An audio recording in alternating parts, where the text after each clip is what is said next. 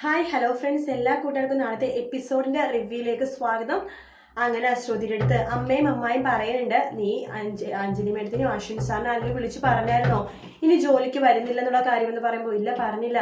അതെന്താ പറയാത്തത്? അവരോട് പറയണ്ടേ ഇനി ജോലിക്ക് വരുന്നില്ല എന്നുള്ള കാര്യം? ഇപ്പൊ തന്നെ വിളിച്ചു പറ ശ്രുതി എന്ന് അമ്മായി പറയാണ്.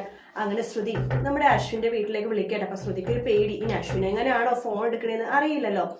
അപ്പൊ എന്ത് പറയുമെന്ന് അറിയില്ല, ആരെങ്കിലും എടുക്കട്ടെ, എന്തായാലും പറയാൻ വെച്ചിട്ട് നമ്മുടെ ശ്രുതി ഫോൺ വിളിക്കുവാണ്.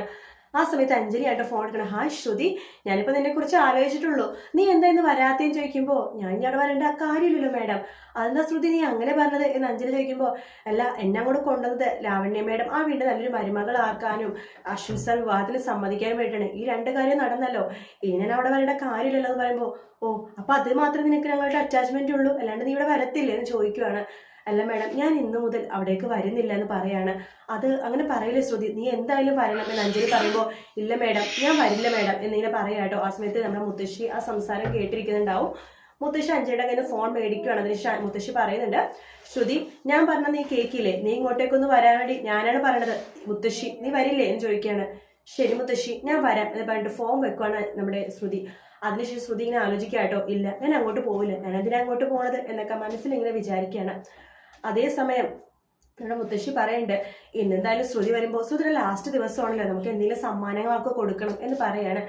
ആ സമയത്ത് നമ്മുടെ മുത്തശ്ശി ഒരു ഗോൾഡിന്റെ ഒരു മാല എടുത്തോണ്ട് വരുവാണ്.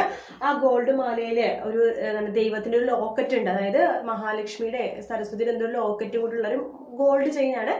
അഞ്ജലി മോളെ നോക്കി, ഇതിനെ ശ്രുതിക്ക് കൊടുത്താലോ എന്ന് ആലോചിക്കുകയാണെന്ന് മുത്തശ്ശി പറയുമ്പോൾ ഇത് നന്നായിട്ടുണ്ടെന്ന് പറയാണ്. മനോരമ പറയണ്ട, ഇതൊക്കെ എന്തിനാ അവൾക്ക് കൊടുക്കണമെന്ന് പറയുമ്പോൾ, മനോരമ നീ അങ്ങനത്തെ വർത്തമാനം പറയരുത്, ഈ വീട്ടില് അശ്വിൻ കല്യാണത്തിന് സമ്മതിച്ചത്, കുഞ്ഞ കല്യാണത്തിന് സമ്മതിച്ചല്ലോ, ലാവണ്യക്ക് ഇത്രയും വലിയ മാറ്റം ഉണ്ടായതും എന്തിനാ നിന്റെ മോന്റെ കല്യാണം വരെ നടക്കാൻ പോണതിന്റെ കാരണം തന്നെ ആ ശ്രുതിയാണ്. അപ്പൊ അവളുടെ കുറച്ചും കൂടി നന്ദി കാണിക്കണം എന്നിങ്ങനെ പറയുവാണ്. അപ്പോഴേക്കും ലാവണ്യ വരുന്നുണ്ട്, അതെ അതെ ഞാൻ എന്തായാലും ശ്രുതിക്ക് നല്ലൊരു ഗിഫ്റ്റ് കൊടുക്കാൻ പോവാ, അവളെ എനിക്കൊരു ഗിഫ്റ്റ് തന്നു, അവളുടെ കൈ കൊണ്ട് നെയ്ത ഒരു ഡ്രസ്സിന് ഒരു ഡിസൈൻ, അതായത് എംബ്രോയിഡറി വർക്ക് ചെയ്തൊരു ഡിസൈനിന്റെ ഡ്രസ്സ് എനിക്ക് സമ്മാനിച്ചു. അതുപോലെ തന്നെ ഞാൻ എൻ്റെ കൈ കൊണ്ട് എംബ്രോയിഡറി വർക്ക് ചെയ്തിട്ട് അവൾക്കൊരു ഡ്രസ്സ് സമ്മാനിക്കാൻ പോവാന്ന് പറയുമ്പോൾ അഞ്ജലി പറയട്ടെ, അത് വളരെ നല്ലൊരു ഗിഫ്റ്റ് ആണല്ലോ ലാവണ്യ എന്ന് പറയുമ്പോൾ അതെ അതെ എന്ന് പറയുവാണ്. ഇതൊക്കെ കേട്ട് നമ്മുടെ അശ്വിനാകെ ദേഷ്യം വരുവായിട്ട്, കാരണം ശ്രുതിയുടെ ലാസ്റ്റ് ദിവസങ്ങളിൽ നിന്ന് ഇവർ ഇടയ്ക്കിടയ്ക്ക് പറയുമ്പോൾ അശ്വിൻ അത് കേട്ട് ആകെ ദേഷ്യം വരുവാണ്. അശ്വിൻ ആ ദേഷ്യം എല്ലാം തീർക്കുന്നത് രാമേട്ടൻ്റെ അടുത്താട്ടോ. രാമേട്ടൻ ജ്യൂസായിട്ട് വരുമ്പോൾ നമ്മുടെ അശ്വിൻ പൊട്ടിത്തെറിക്കുകയാണ്. ജ്യൂസോ, എനിക്ക് കാപ്പിയാണ് വേണ്ടതെന്ന് പറയുമ്പോൾ, അയ്യോ ഇത് അശ്വിൻകുഞ്ഞ് പറഞ്ഞിട്ടന്നെ കൊണ്ടുവന്നെന്ന് പറയുമ്പോൾ, വേണ്ട വേണ്ട എനിക്ക് ചായ മതി, എടുത്തോണ്ട് പോകുന്ന പോലെ തട്ടിക്കളയൊക്കെ ചെയ്യാട്ടോ. ആ സമയത്ത് മുത്തശ്ശി പറഞ്ഞു, ഇവന് ഇതെന്ത് പറ്റി, ഇത്ര ഒരു കുഴപ്പമുണ്ടല്ലോ, ഇപ്പൊ ഇത്ര ദേഷ്യം എന്നൊക്കെ പറയാണ്. അങ്ങനെ അശ്വിൻ നിലത്തേക്ക് ഇറങ്ങിയിട്ട് പറയുന്നുണ്ട്, അതെ അവൾക്ക് വേണ്ടി ആരും ഇവിടുന്ന് ഒരു ഗിഫ്റ്റും സാധനങ്ങളും കൊടുക്കണ്ട, അതിന്റെ ഒരു ആവശ്യമില്ല എന്നൊക്കെ പറഞ്ഞു. അതായത് ആ ദേഷ്യത്തിൽ ഇങ്ങനെ പറയുക കേട്ടോ. ആ സമയത്ത് അത് കേട്ടുകൊണ്ട് നമ്മുടെ ശ്രുതി അങ്ങോട്ടേക്ക് വരുവാണ്. ശ്രുതി വരുമ്പോഴേക്കും അത് കേട്ട് ശ്രുതിക്ക് വിഷമമായിട്ട് ശ്രുതി തിരിച്ചു പോകാൻ മുമ്പ് മുത്തശ്ശി പറയുന്നുണ്ട്, ശ്രുതി നീ എങ്ങോട്ടേക്ക് പോകുവാണ്, അശ്വിന്റെ സ്വഭാവം നിനക്ക് അറിയാവുന്നതല്ലേ, നീ അകത്തേക്ക് വാന്ന് പറഞ്ഞിട്ട് വിളിക്കുകയാണ്. അതിനുശേഷം എല്ലാവരും അവരുടെ ഗിഫ്റ്റ് കൊടുക്കുവാട്ടെ. മുത്തശ്ശി മാല കൊടുക്കും, അഞ്ജലി ഒരു സാരിയാണ്, ഒരു പൊതിഞ്ഞൊരു സംഭവം സാരി ആയിരിക്കും, അതാണ് കൊടുക്കുന്നത്. നമ്മുടെ ലാവണ്യ ഡ്രസ്സിൽ എംബ്രോയിഡറി വർക്ക് ലാവണ്യ തന്നെ ചെയ്തിട്ട് അത് കൊടുക്കുവാണ്. മനോരമ വരുന്നുണ്ട്, ശ്രുതിക്ക് ഒരു കൈ കൊടുക്കുവാണ്. ഞാൻ നിനക്ക് കൈ തന്നെ വലിയൊരു ഗിഫ്റ്റാണ്, വലിയൊരു സമ്മാനമാണ്, ഇതൊക്കെ തന്നെ നിനക്ക് ധാരാളം എന്ന് പറഞ്ഞിട്ട് അപമാനിക്കുവാട്ടോ മനോരമ.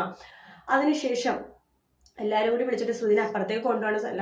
അശ്വിനാണെങ്കിൽ അങ്ങനെ ദേഷ്യം വരട്ടെ, കാരണം ശ്രുതി ഇന്നും കൂടിയല്ലേ ഉള്ളൂ എന്നാലോചിച്ചിട്ട് അശ്വിന് ദേഷ്യം വരണം. അപ്പൊ നാളത്തെ എപ്പിസോഡിൽ ഓൾമോസ്റ്റ് ഇങ്ങനത്തെ ഭാഗങ്ങൾ കാണാൻ പോണത്.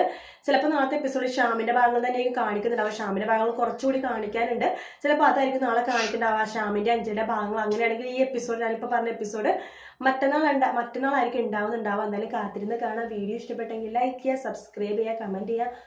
മറ്റൊരു വീഡിയോ ആയിട്ട് നാളെ കാണാം. Good night, take care, bye bye.